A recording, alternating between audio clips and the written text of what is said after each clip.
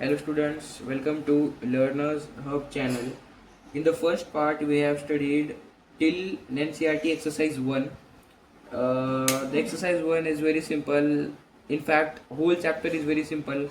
There is there is all old syllabus in that: rational numbers, irrational numbers, prime numbers, natural numbers, whole numbers, integers. That all we have studied in small grades. Now the first question in the NCERT exercise 2 is that prove that root 5 is irrational. So to prove root 5 is irrational, we know that root 5 is irrational. To prove, the first statement we have to write is: let us assume root 5 is rational. In bracket, so this sentence means that which means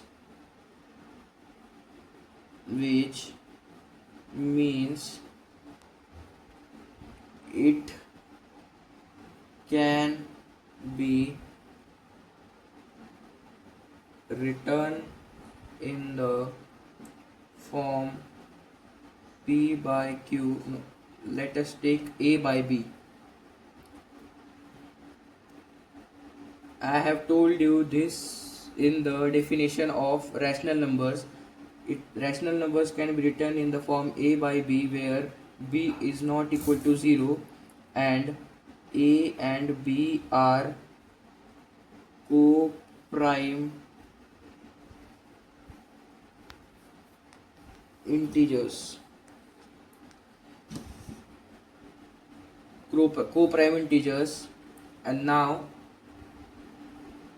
then this whole sentence means that root 5 is equals to, the form of rational number is A by B.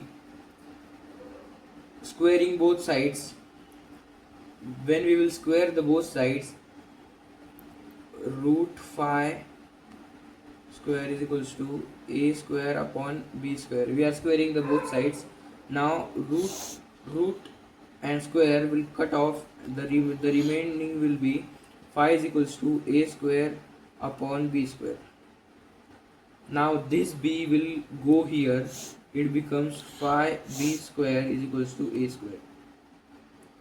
So this is what we got.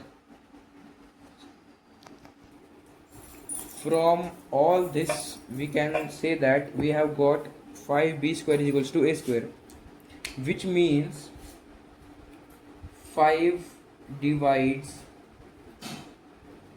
A square, which also means 5 divides A. So you will question that if 5 divides A square, then how will it divide A? So it is the rule for integers, because we have said that A by B, A by B, A and B are co-prime integers.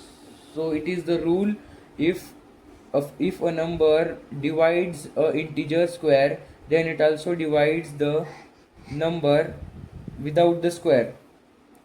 So now 5 divides A. The space is little bit less, so we are doing it here. 5 divides A, which means 5 is a multiple of A. Okay, after that we will take A is equals to 5C. A is equals to 5C.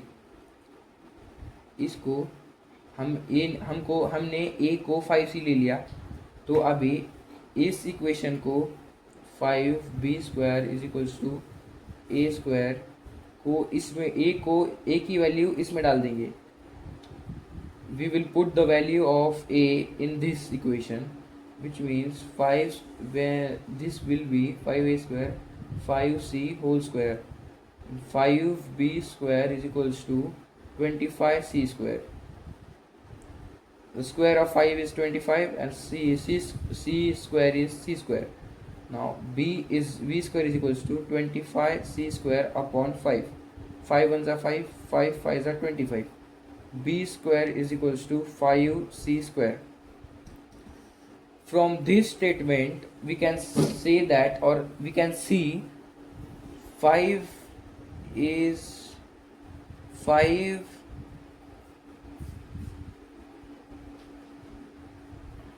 divides b square, which also means 5 divides b.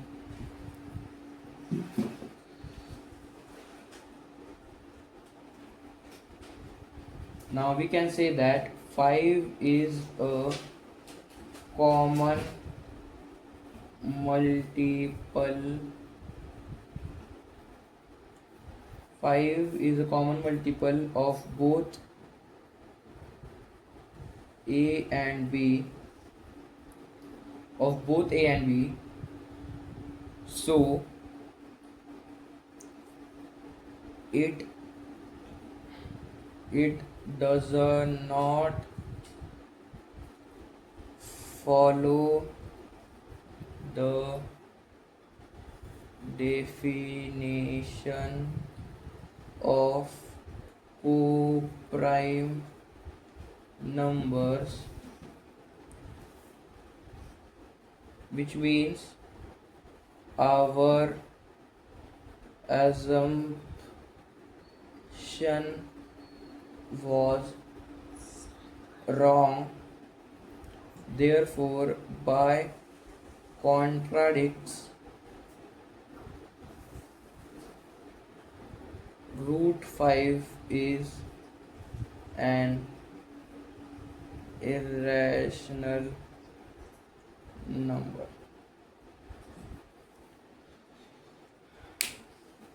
This is the method to solve the questions like prove that this number is irrational or anything like that. We can see that 5 divides a and also b, which means 5 is a common number or common multiple in both a and b. A and b are integers, which does not follow the rule of co-prime numbers. The meaning of co-prime number is if two numbers are given, then the HCF of those two numbers will be 1. This is the definition of co-prime numbers. So but we have got 5 as common in both a and b, so this does not follow the rule or follow the definition of co-prime numbers. So this says that our assumption was wrong. We have assumed that root 5 is a rational number, and by contradicts we can say that root 5 is irrational number. The other question was, after this question, then now we will take question number 2. In this question, the NCERT asks that 3 plus 2 root 5 is irrational. These questions are more simpler than the root 5 or root 2 prove that irrational. We have to write the same first line. The first line is same. The sentence is let us assume 3 plus 2 root 5 is a rational number, which states that the rational number definition is written in a by b form, where b is not equal to 0. A and b are co-prime integers. This is the main these lines or these words prove that this number is irrational. Every question of these types will be solved like this. It is very simple. 3 plus 2 root 5 is equals to a by b, because we have assumed that 3 plus 2 root 5 is a rational number. Okay, this is simple. Now we will take this 3 here. Okay, which means the LHS will be 2 root 5 is equals to a by b minus 3. 3 upon 1. This is the common we take. Now I think some students will not understand English, so we will talk in Hindi and English. English. Okay, तो ये होने के बाद 3 को यहाँ पर लाने के बाद 2 रूट 5 बच गया। तो अभी हम करेंगे क्रॉस मल्टीप्लिकेशन। अभी जिनको नहीं आता वो ठीक से देखो। 2 रूट 5 को 2 रूट 5 लिख लिया हमने। अभी 2 इंटू 1 करेंगे और b इंटू 3 करेंगे। यहाँ पर होगा, पहले इसका लेंगे 2 इंटू 1 मतलब a इंटू 1 a आएगा, और माइनस, पहले माइनस लिखेंगे, साइन बहुत इंपॉर्टेंट है, और 3 इंटू बी 3 भी आएगा, अपॉन ये दोनों का मल्टीप्लिकेशन b इंटू 1 b आ जाएगा। ठीक है, ये समझ में आ गया। अभी रूट 5 इज इक्वल टू, ये बहुत सिंपल है, हमें यहाँ पर इस क्वेश्चन में कुछ नहीं लिखना है। Root 5 is equals to a minus 3b upon ये 2 को यहाँ पर लेंगे और 2b नीचे आएगा, क्योंकि इसमें मल्टीप्लिकेशन में है तो यहाँ पर आने का डिवाइड हो जाएगा। ठीक है, ये यहाँ तक सबको क्लियर है। तो इसके आगे हम लिखेंगे we know that we know that a minus 3b upon 2b is a rational number। अभी मैं इसको रैशनल क्यों कह रहा हूँ बताता हूँ। is a rational number। अभी मैं ये जो मैंने लिखा है कि a minus 3b upon 2b rational number है, तो ये मैंने क्यों लिखा है कि a और b को हमने लिया है इंटीजर, और जो इंटीजर को हम कुछ भी उनके साथ फंडामेंटल मल्टीप्लिकेशन, डिवीजन, एडिशन और सब्ट्रैक्शन करेंगे तो उनका जो भी आए कुछ भी आए उनका आंसर इंटीजर्स का, तो वो आएगा रैशनल नंबर। आप कुछ भी करो, ये इनको अगर हम इनकी वैल्यू लेके हम इनको करेंगे, सॉल्व करेंगे, तो इनका आंसर रैशनल नंबर आएगा। ये रूल है, और मतलब ये सेंटेंस दिया एक मैथमेटिशियंस ने, ये आपके टीचर्स ने नहीं पता होगा, तो ये हम आपको सिर्फ लिखना है, ऐसा बताना नहीं है कि ये रूल है। फिर सबको ये सेंटेंस, ये लाइन याद रखनी है कि we know that a minus 3b upon 2b is, ये चेंज होते रहता है, इज अ रैशनल नंबर। या तो हो गया which means our assumption was wrong। ये हमारा assumption आ गया wrong। तो therefore by contradicts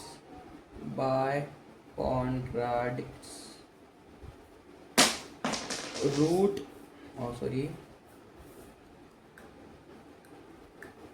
3 plus 2 root 5 is an irrational number। यहाँ तक हो गया, ये बहुत सिंपल है। किसी को कुछ समझ में नहीं आया तो डाउट पूछ लेना।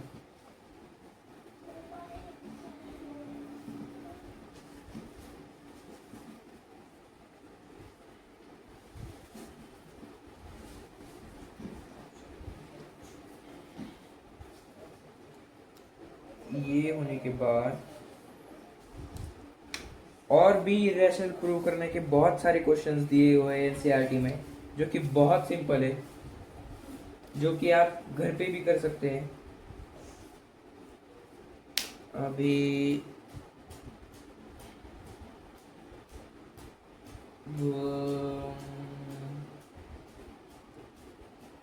क्या करें अभी। एक बहुत इंपॉर्टेंट क्वेश्चन दिया हुआ है 1/√2। इसको सॉल्व करने की मेथड थोड़ी सी अलग होती है।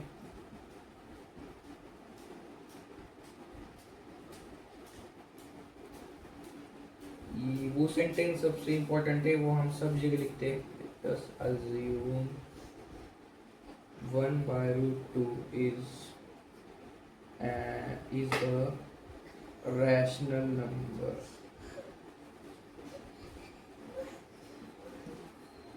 यहाँ तक लाइन सेम होती है। इसके बाद a/b फॉर्म में लिखा जाता है। b is not equal to 0 और a and b are co-prime integers.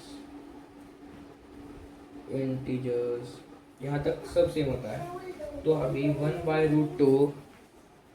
1/√2 is equals to a/b। अभी जो b, अभी यहाँ पर हम क्या करेंगे, 1/√2 है ना, a ओ हाँ, ये b को यहाँ पर लेके जाएंगे, मतलब b/√2 is equals to a। और ये √2 को वहां पर लेके जाएंगे, मतलब b is equals to √2a। अभी वापस इस a को यहाँ पर लेके जाएंगे तो ये हो जाएगा √2 इज इक्वल्स टू b/a।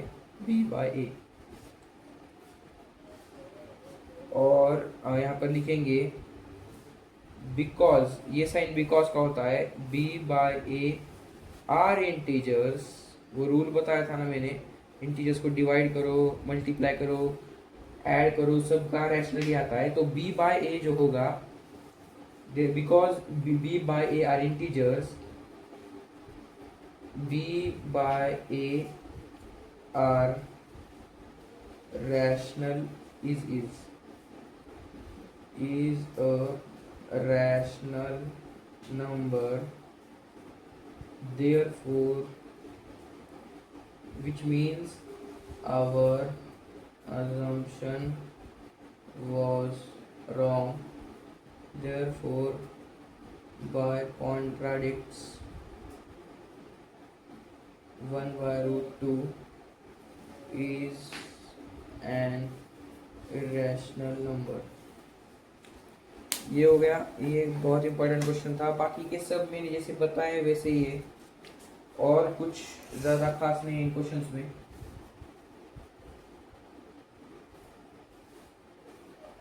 अभी हम थोड़े से सब्जेक्टिव क्वेश्चंस देखेंगे, मतलब सब्जेक्टिव तो नहीं थे इसमें भी। सब्जेक्टिव क्वेश्चंस ये एनसीईआरटी की एक्सरसाइज 2 में ऐसे क्वेश्चन थे सब। कोई डाउट होगा तो अगले लेक्चर भी ले लेंगे उनको। अभी मैं क्वेश्चन लिख रहा हूँ अच्छा सा।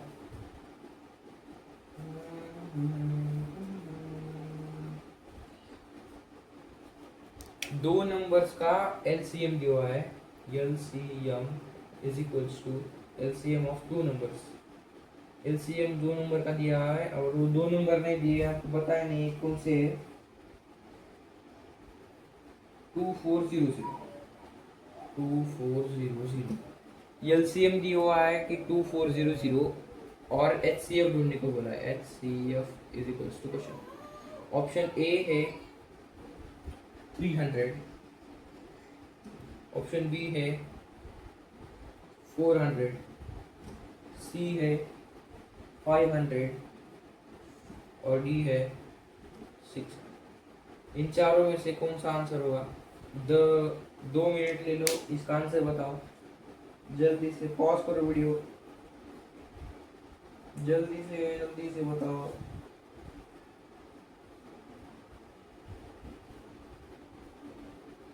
मैं ये बता देता हूँ आपको। एलसीएम दिया हुआ है, ऐसे क्वेश्चंस में एलसीएम दिया होगा तो आपको एचसीएफ पूछा होगा। तो ऐसे क्वेश्चन में तो हम क्या करेंगे, LCM is equal upon LCM upon वो जो नंबर दिया हुआ है गिवन नंबर डिवाइड करेंगे। अगर वो डिवाइड हुआ तो वो है, नहीं हुआ तो नहीं है। तो 2400 अपॉन पहला ऑप्शन 300, ये हो जाएगा 3 गुना 3 8 24, मतलब ये 3 होता है, 3 हो सकता है आंसर। 400 का लिखेंगे 2400 अपॉन 400, 4 4 1 4 4 6 24, 400 भी आ रहा है, 500 2400 20, ये नहीं होगा, ये डिवाइड ही नहीं होगा, मतलब डेसिमल में आएगा, तो डेसिमल के आंसर नहीं चाहिए। 600, इसका भी 4 आएगा आंसर।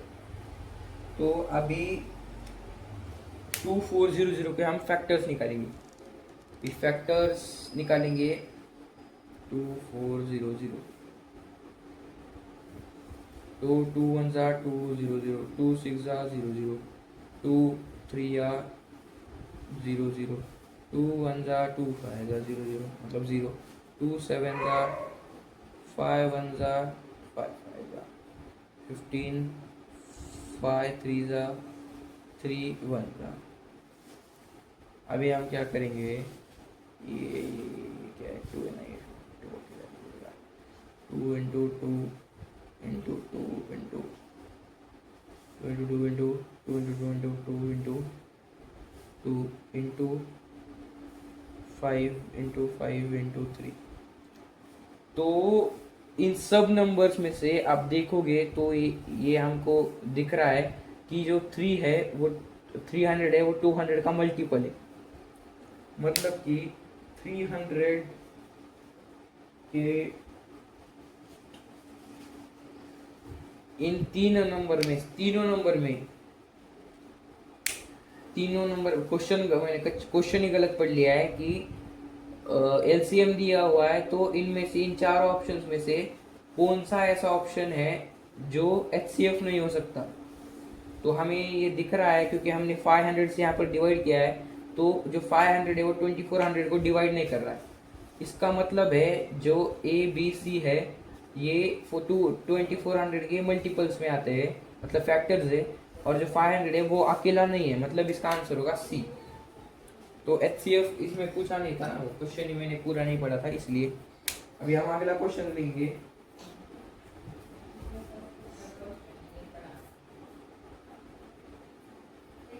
अभी अगला क्वेश्चन लेंगे स्टूडेंट्स। तो पता है मैंने लेट वीडियोस थोड़े लेट डाले पर हम कवर कर लेंगे, ऐसा कुछ खास इसमें ये नहीं है, मुश्किल नहीं है। तो अगला क्वेश्चन है, ऐसा सबसे बड़ा नंबर बताओ जो find the greatest number which divides 70 and 125, leaves remainder 5 and 8 respectively। मतलब 70 को डिवाइड करोगे x नंबर से और 125 को भी डिवाइड करोगे x नंबर से, तो उनका रिमाइंडर आएगा 5 और 8 रिस्पेक्टिवली। ऐसे कौन से नंबर से ये ढूंढना है। तो हम क्या करेंगे, इसको इनमें ऐड करेंगे, ऐड करेंगे नहीं, सब्ट्रैक्ट करेंगे, सब्ट्रैक्ट कर लो। अगर हम 70 से 5 सब्ट्रैक्ट करेंगे तो आएगा 65, और 125 से 8 सब्ट्रैक्ट करेंगे तो रह जाएगा 170। अब हम निकालेंगे एलसीएम। आप डिफरेंस समझ लो एलसीएम और एचसीएफ। ग्रेटेस्ट बोला है तो आप सब लोग क्या करेंगे कि बहुत लोगों को कंफ्यूजन है कि एचसीएफ और एलसीएम में क्या होता है। जो एचसीएफ होता है ना वो उस नंबर को एक्स नंबर को डिवाइड करता है। एचसीएफ कुछ भी हो सकता है, वो एचसीएफ उस एक्स नंबर को डिवाइड करता है, और जो एलसीएम होता है वो उस नंबर से डिवाइड होता है। ये डिफरेंस है, समझ में आ गया। अगर हमको किसी नंबर का एचसीएफ निकालने को बोला है, if someone have said us to get the HCF of this number, that means we have to, the HCF means that the number gets divided by HCF. And if someone says that remove find the LCM of this number, that means the number divides the LCM and divides the LCM and बिल्कुल भी नहीं. तो सिर्फ यही difference है H C F और L C M में, ये याद में रखना बहुत इंपॉर्टेंट है. और अभी इन दोनों का हम एच सी एफ निकालेंगे. तो ये कौन से नंबर से डिवाइड होते हैं, हमको दिख रहा है कि 13 से डिवाइड हो गई. 13 5 65, 13 9 जा 117. अभी इनका एच सी एफ आ गया 13 और इनकी ऑप्शन में भी 13 है, मतलब 13 ही ऑप्शन, 13 आंसर करेक्ट है. ये सिंपल क्वेश्चन से फर्स्ट चैप्टर में, ऐसा कुछ ज़्यादा हार्ड नहीं है इसमें.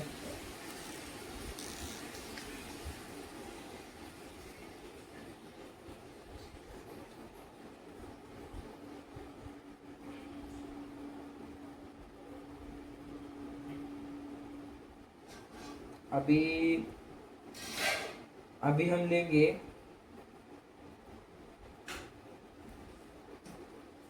हमें एच सी एफ दिया हुआ है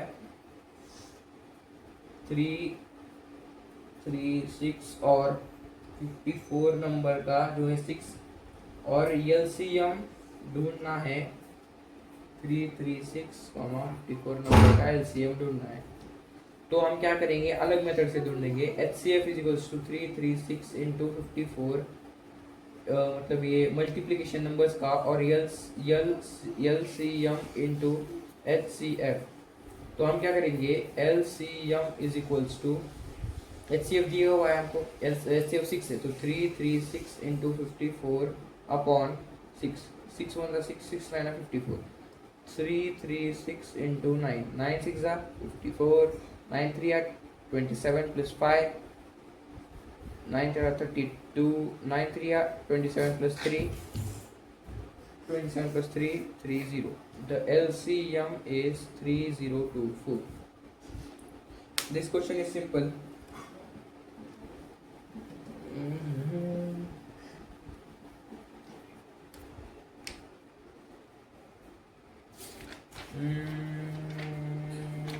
I'll take some questions.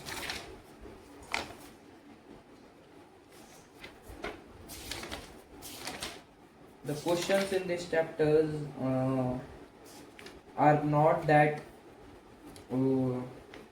hard, so anyone can solve it.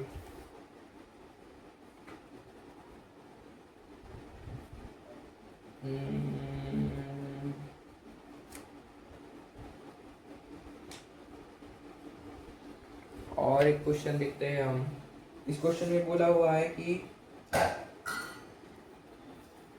दो नंबर्स के बीच में एक रैशनल नंबर फाइंड करो. फाइंड रैशनल नंबर, ये हमारा आज का लास्ट क्वेश्चन है, तो इसलिए हम इसे ठीक से देखेंगे. Find rational number between √2 and √3. Simple है भाई, इसमें कुछ ऐसा रॉकेट साइंस नहीं है. ये आपको पता होगा, ये आपको बचपन में सिखाया होता है, फिर भी मैं यहाँ पर दिखा देता हूँ. सिखाया होगा आपको. अगर आपको ये सिखाया नहीं है तो आप मुझे प्लीज़ कमेंट में बता दीजिएगा, मैं इसके लिए अलग डेडिकेटेड वीडियो बनाऊंगा. तो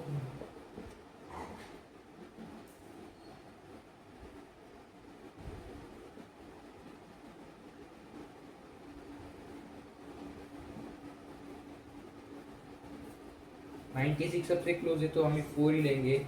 96 4 यहाँ पर आएगा, और ये इनका एडिशन आ जाएगा 28, और ये आ जाएगा 400. 281 इंटू 1 281 ही आएगा, और 282 करेंगे तो बहुत बड़ा हो जाएगा.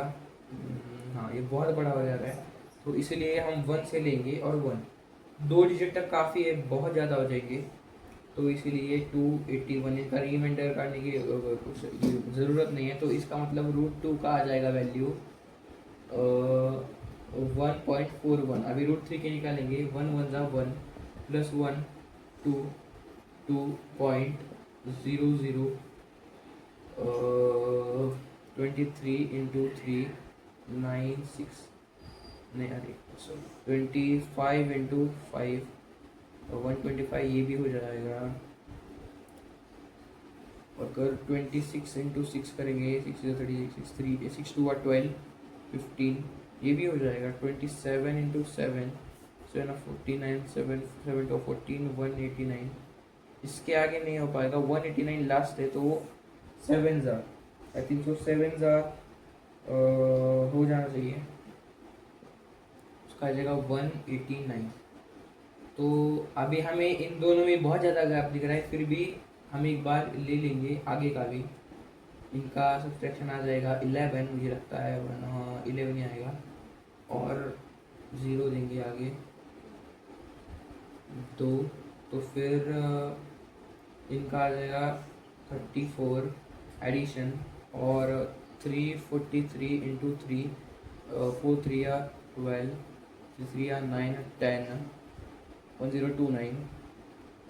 इसके आगे नहीं हो पाएगा लगता है, इंटू 4 16 4 4 16 प्लस 1 17 4 3 या 13 1 3 नहीं, इससे नहीं हो पाएगा, 3 से हो जाएगा, तो 3 से करेंगे 3 तो आ जाए। इसका अभी कुछ नहीं करेंगे इसको, अभी हम क्या करेंगे, और रूट 3 की वैल्यू आ गई 1.73, ये आगे टर्मिनेट हो जाएगा, हम उसके आगे नहीं करेंगे। तो एक रैशनल नंबर फाइंड करना है इन दोनों के बीच में, तो 4 और 3 के बीच में बहुत नंबर, तो 1.41 के अंदर से 1.73 तक कौन सा भी एक रैशनल नंबर अगर हम उठा लेंगे तो 1.56 ये एक रैशनल नंबर है, 1.67 ये एक रैशनल नंबर है, 1.71 ये एक रैशनल नंबर है, सब रैशनल नंबर है इन दोनों के अंदर की। तो ये भी क्वेश्चन बहुत ही सिंपल था, बस आपको ये टेक्निक आनी चाहिए, ये इसको रूट निकालते हैं इस टेक्निक से। ये आपको अगर इसको पता नहीं होगा इस मेथड को, तो आप मुझे कमेंट में बता सकते हैं, मैं इसका पूरा एक डिटेल्ड वीडियो डाल दूंगा। ये वैसे तो पढ़ाया जाता है, फिर भी आज के हमने सब क्वेश्चंस कर लिए, तो थैंक यू। और इसका अगला पार्ट भी लाएंगे हम, क्योंकि बहुत और क्वेश्चंस हमें करने हैं। Thank you for watching and bye.